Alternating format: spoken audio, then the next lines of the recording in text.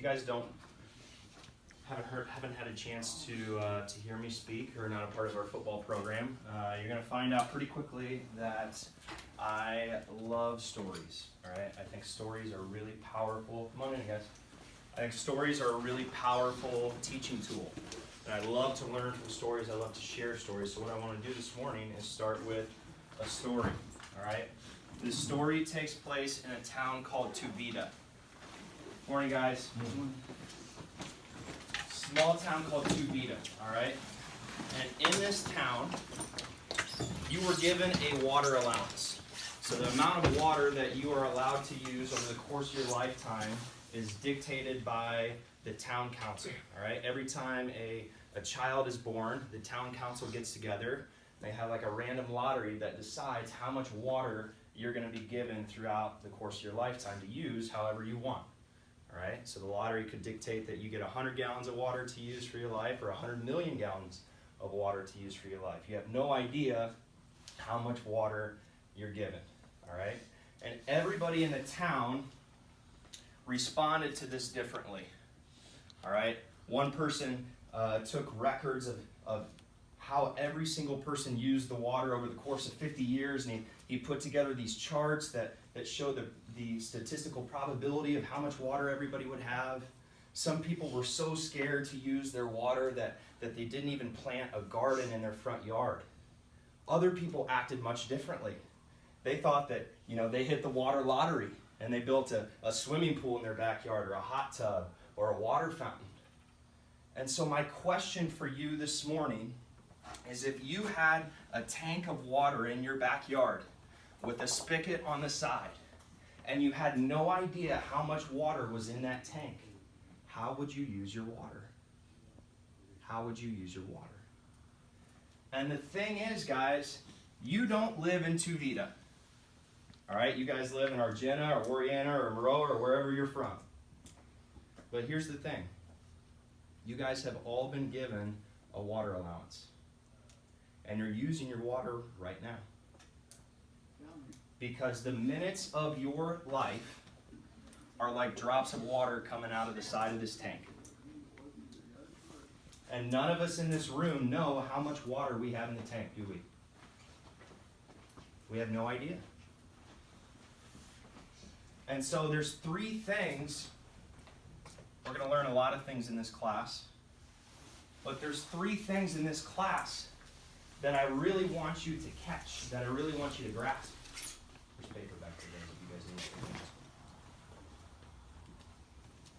Because the purpose of this class is to teach you how to think differently. All right?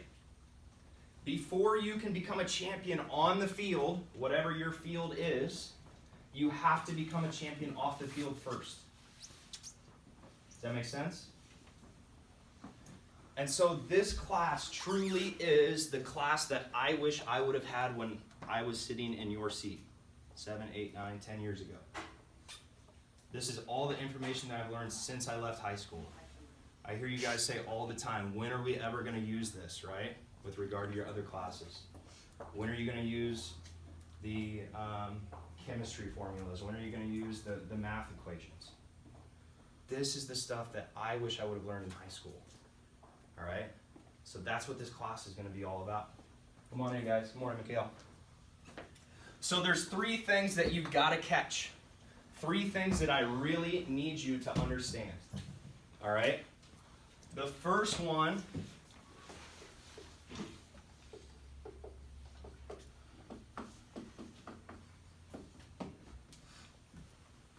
you're dying.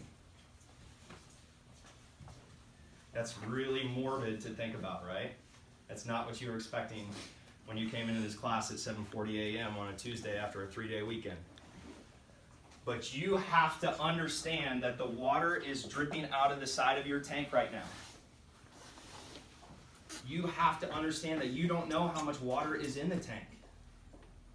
Right? My tank could be dry by the end of the day. Teaching this class might be the very last thing that I do.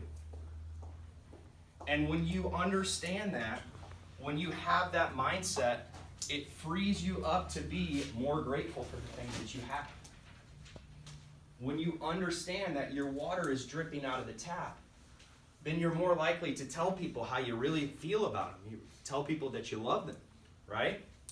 It frees you up to go chase the things that you're supposed to chase. When you understand that your water is dripping out of the tap, there's nothing to hold back. There's nothing to wait for, right? And so you have to understand that, and you have to understand that in concert with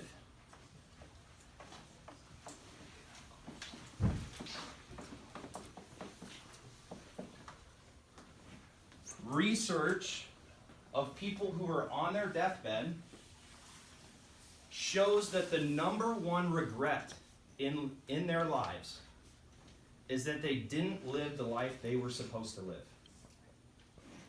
Let me say that one more time. Research shows, study after study, of people who are on their deathbed, the number one thing they regret the most is that they didn't live the life they were supposed to live. Deep down in their heart, they knew they were supposed to do something different. They were supposed to do something more. Right? They listened to their parents and they took a job that they didn't really love. They listened to their friends who said, no, you can't really do that. They listened to their teachers who said, no, that dream isn't reasonable. Does that make sense? The number one regret people have on their deathbed is they didn't live the life they were supposed to live. You guys have to understand that the research shows that an average of 10 people are going to cry at your funeral. And I'm not trying to tell you that to depress you or make you sad. But when you understand that only 10 people are going to cry at your funeral, why in the world would you care what other people think? Does that make sense? When I heard that, I was like, why do I care if somebody thinks I look stupid? Why do I care if somebody says I can't do that?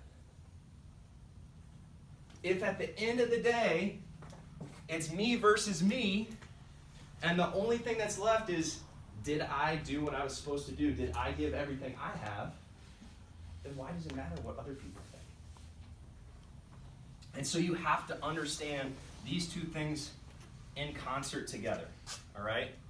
And then the last thing that we've got to talk about is this 4-letter F word, all right? You guys think I'm going to cuss this morning, don't you? We got to talk about fear. We have to talk about fear. If I can get you to understand and reframe your relationship with fear, you're going to be able to do whatever you want to do. How many people watched the NCAA football championship game last weekend, or watched any of the NFL playoff games this weekend? Did you guys see in that NCAA tournament game, both quarterbacks from both teams were true freshmen? Could you imagine being 18 years old and playing in front of 80,000 people for a national championship? I watched that game and I thought, man, those kids are special. What would it be like to go out onto the field and have no fear like that? What would it be like to have that amount of courage? And that's a misconception that I think a lot of people have, is that people who are really good at what they do, we think that they don't experience fear. I watch, athletes or coaches on TV who I want to be more like, and I'm like, man, I wish I didn't experience fear like they do. I wish I had as much courage as they do. That's not true. Everyone experiences fear. Courage is not the absence of fear. It's taking action in spite of fear. Let me say that one more time. Courage is not the absence of fear. It's taking action in spite of fear. Those 18-year-old kids that were playing in that game last week, they were scared. They just did it scared. And so many of us run from fear. So many of us don't want to experience fear when we should be experiencing fear more. We should be leaning into fear more often, because that's where we grow. That's where we get better. Does that make sense? And so we're going to cover a lot of things in this class. But the three things that I really need you to grasp is that your water's running out of the tank. And on your deathbed, it's not going to matter what other people think. It's going to be about what you know and hear. And the third thing is you have to reframe this relationship with fear. Stop running from fear. Stop trying to be comfortable all the time. Chase fear. I try to experience more fear because I know that's what's going to make me grow. That's what's going to make me better. All right? So, before we go this morning, number one, I just want to say how impressed I am with every single person sitting in this room. You didn't have to be here. You didn't have to get up early this morning. And so, for you to be sitting in this chair right now tells me that you have really big dreams. And so my job is to help you start stepping towards becoming that person. Closing the gap between where you are right now and where you want to be. All right? So understand that you guys are really special for being here this morning. And I'm really honored that you're here.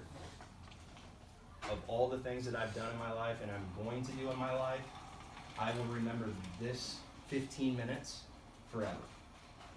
All right? So I'm really grateful that you're here. There's a couple things that I want to do before you guys leave. Number one, I'm going to get out some dry erase markers. On this back wall here, I want you to write down one thing that you want to learn in this class. One thing that you want to learn in this class. One topic that you want to cover. One technique that you want to learn. Whatever it is that's on your mind or on your heart, I want you to write it up on the board so we can talk about it. All right? Secondly, there's a sign-in sheet over there. I want you to sign in and then put your email in there. I'm going to record all of these.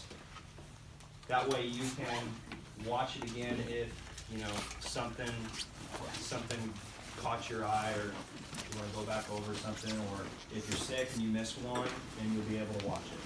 All right, so write your name and your email on the sign-in sheet back there, and I'll send you the link so you can download those, and then I'll get out some dry erase markers. Write down one thing that you want to learn in this class, all right?